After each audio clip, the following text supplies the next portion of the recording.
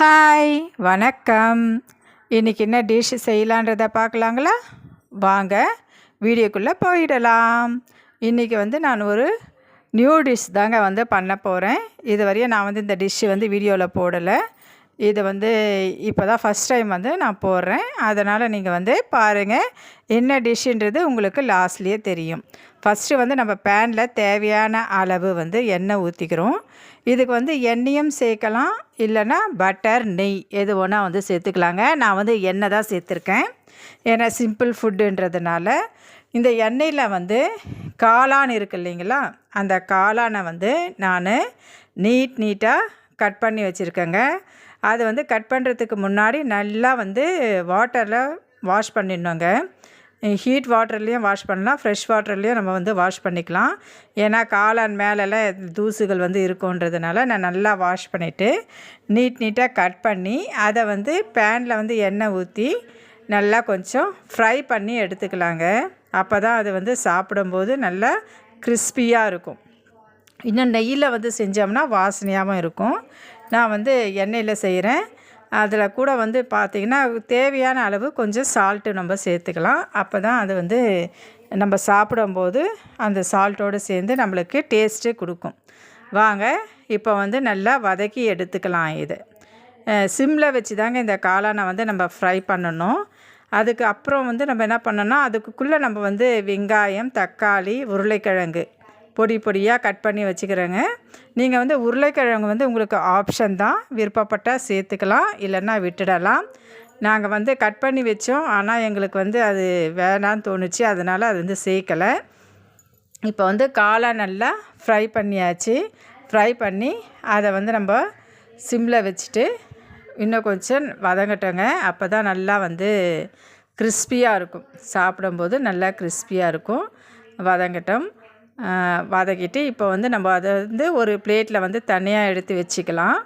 அடுத்தது பார்த்திங்கன்னா, அதே பேனில் இன்னும் கொஞ்சமாக எண்ணெய் ஊற்றி அதில் நம்ம என்ன பண்ண போகிறோன்னா, மசாலா ஐட்டம்லாம் சேர்க்க போகிறேங்க. மசாலா ஐட்டம்னா அந்த பட்டை, லவங்கம், இலை, அப்புறம் அன்னாச்சி பூ, இதெல்லாம் நான் மசாலா ஐட்டம் சொல்லுவேன்.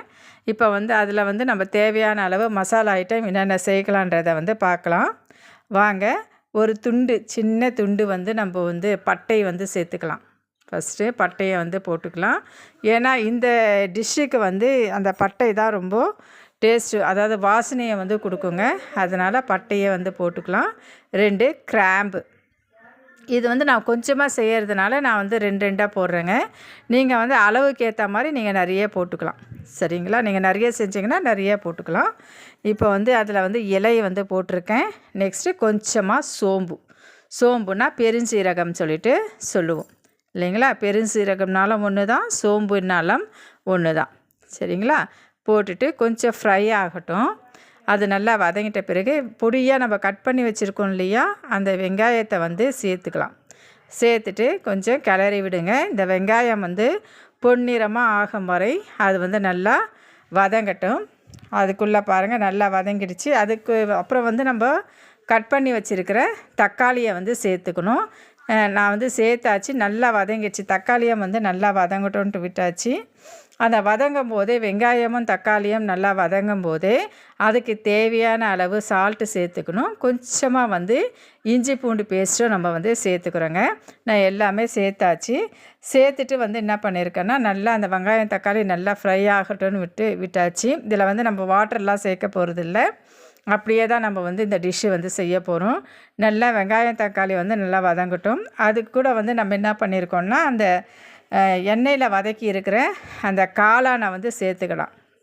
இந்த திக்னஸாக இருக்கும் பொழுது எண்ணெயில் வதக்கின அந்த காளானையும் நம்ம சேர்த்துட்டு தேவையான அளவு உப்பும் போட்டு பாருங்கள் நல்லா ஃப்ரை பண்ணிட்டேன். நான் பொட்டேட்டோ சேர்க்கலைங்க, ஒன்லி காளான் மட்டும்தான் சேர்த்துருக்கேன். பாருங்கள் நல்லா வதங்கி வந்துடுச்சு. இந்த டிஷ்ஷு தாங்க இது சப்பாத்திக்கெலாம் சூப்பராக இருக்கும். சப்பாத்தி பூரிக்கெலாம் சூப்பராக இருக்கும். காளான் தொக்கு தாங்க இது. காளான் தொக்கு எப்படி செய்யறதுன்றதை உங்களுக்கு நான் இந்த வீடியோவில் போட்டிருக்கேன். இந்த டிஷ்ஷு உங்களுக்கு ரொம்ப பிடிக்கும்னு சொல்லிட்டு நினைக்கிறேன். இது நம்ம சாப்பிட்டிங்கன்னா அவ்வளோ ஸ்கிரிப்ஸியாக இருக்குங்க. அந்த காளானும் இந்த கிரேவியும் நம்ம சப்பாத்தி கூட இல்லை பூரி தோசை கூட வச்சுட்டு சாப்பிட்லாங்க. இந்த வீடியோ பிடிச்சிருந்தால் லைக் பண்ணுங்கள், ஷேர் பண்ணுங்கள், கமெண்ட் பண்ணுங்கள், முக்கியமாக சப்ஸ்கிரைப் பண்ணுங்கள். பாய்.